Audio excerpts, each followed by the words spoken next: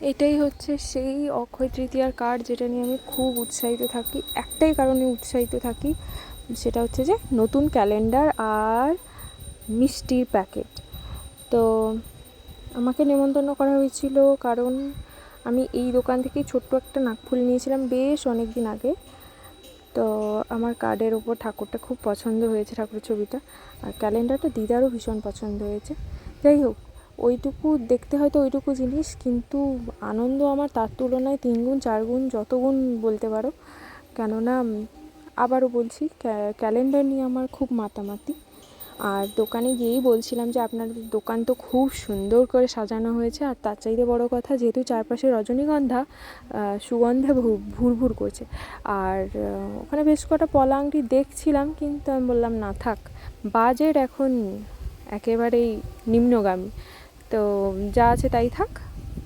ব্যাস, তারপর চলে এলাম বাড়ি।